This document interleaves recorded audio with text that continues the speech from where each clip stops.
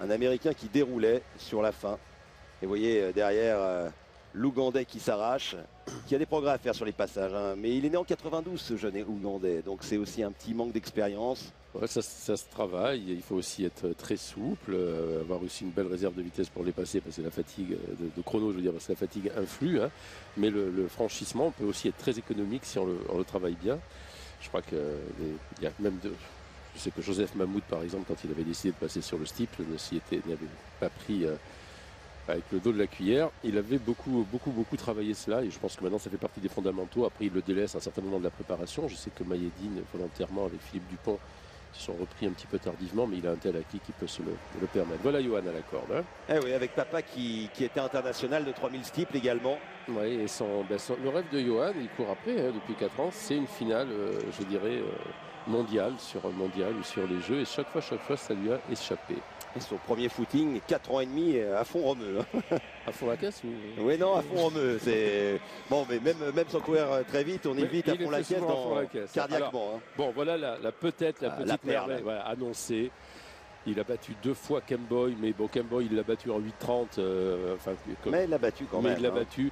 Kutch, regardez, 7,54, troisième performeur mondial de tous les temps. Il n'a pas le palmarès à la hauteur de son record, mais bon. Mais Bernard battre Kemboy en 8,30 quand on sait la pointe de vitesse de Kemboy, voilà. Sur une course tactique, c'est pas donné à tout le monde. Non, oui, vous avez raison Stéphane, mais je vous ai mal donné toutes les infos. C'est-à-dire que Kemboy a couru en 8,30, mais l'autre il n'avait pas couru en 8,30, il était en 8,6. Kemboy avait été lâché, mais ça c'est son côté fantasque.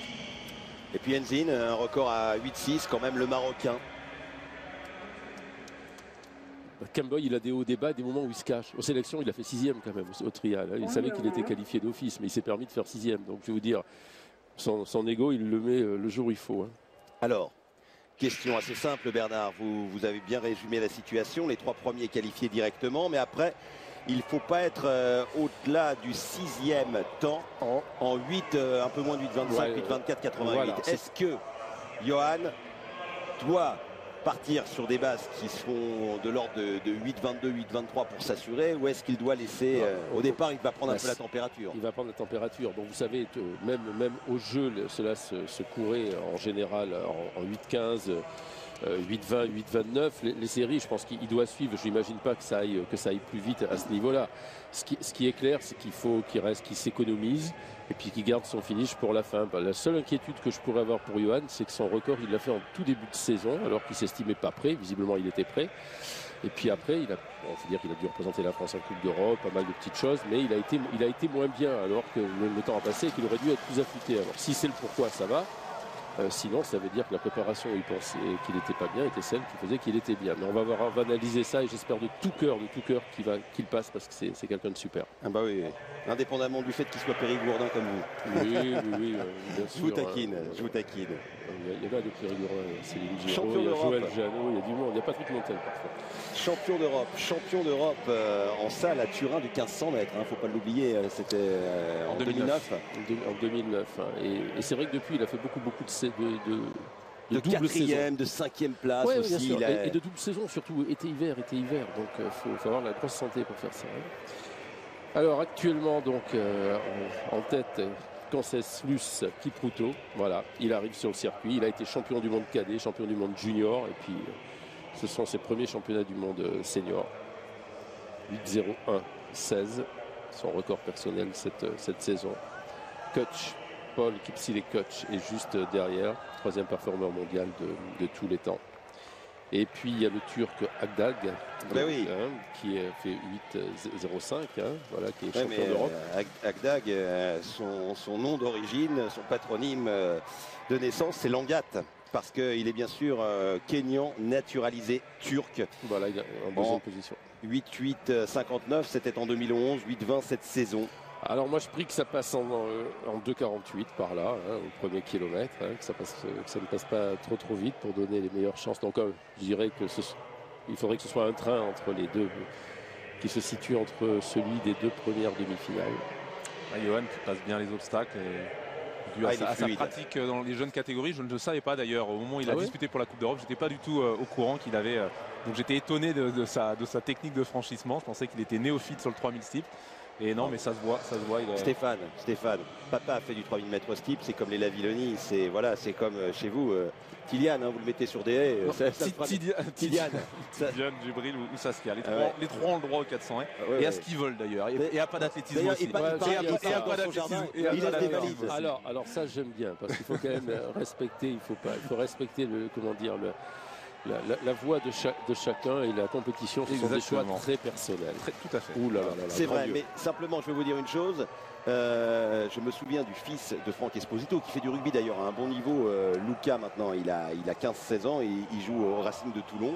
Il a fait du football. Eh bien, il nageait comme son père à 5 ans. Pourquoi? Parce que Franck l'emmenait à la piscine et qu'il y a des mimétismes. Génétiquement, il y a des choses qui sont ancrées. Oui, mais c'est pas parce qu'on a des gènes qu'on est obligé. C'est pas parce que vous avez le potentiel pour être champion olympique que vous devez être champion olympique. Mais ce que je veux dire, c'est que depuis tout petit, il a vu papa passer des haies. C'est clair. Là, c'est le conditionnement socio-culturel. Et puis il est élégant à parcourir. Je trouve qu'il y a une... Alors, allez Johan, pour l'instant, donc, il est en 7e position à la corde. 6e position à la corde. Bon, les deux Kenyans et les Espagnols qui à chaque fois tentent le coup après le premier kilomètre de prendre les devants. Voilà, donc la 4e place est tout à fait jouable, hein, derrière Kipruto, Koch, Haddad.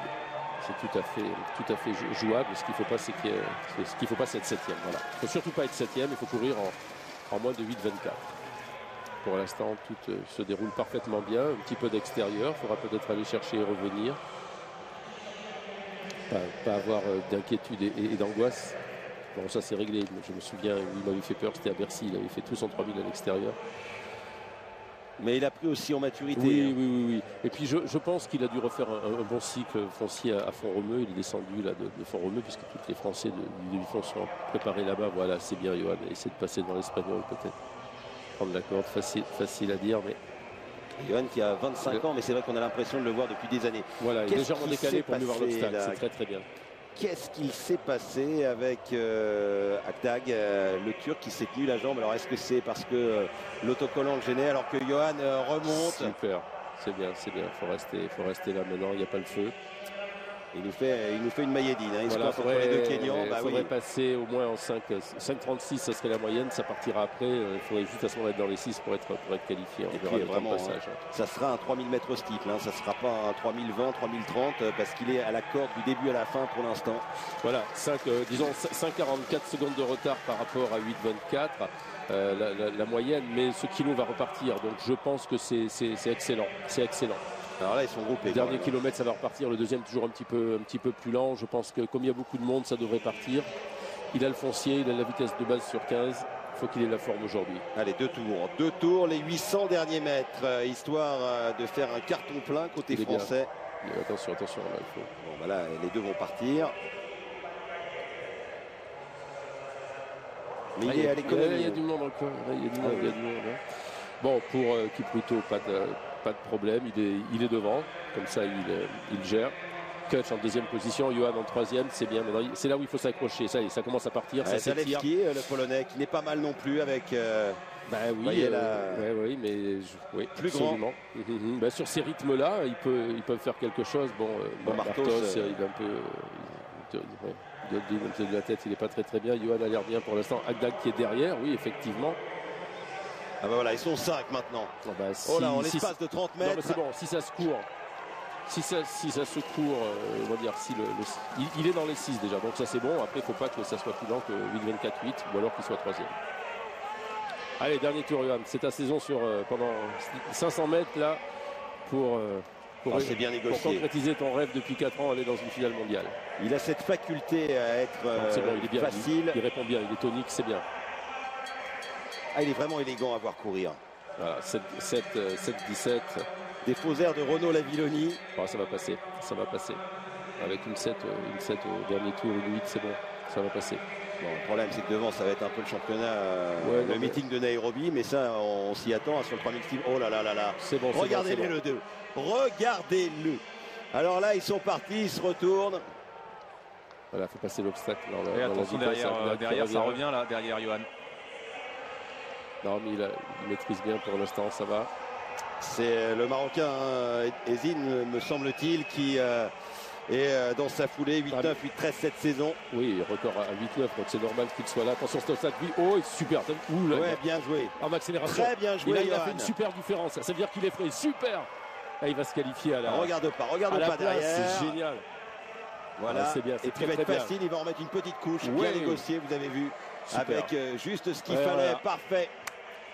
Juste ce qu'il fallait pour ajuster un passage de haie, nickel. Non, sa barrière était très impressionnante, il a montré sa fraîcheur, super. Ah ben voilà. 3 Français. 3 Français qualifiés et surtout à la place, même pas autant. Et surtout, enfin, première finale mondiale pour Johan qui le mérite autant. Eh ben la bonne nouvelle, c'est que sur France 3 à 8h50, 3 Français se sont qualifiés pour la finale. Ouais. Ça sera bien aussi pour Mayedine. On pourra faire une course d'équipe, être ensemble dans la chambre d'appel et on pourra regarder dans les yeux ses favoris.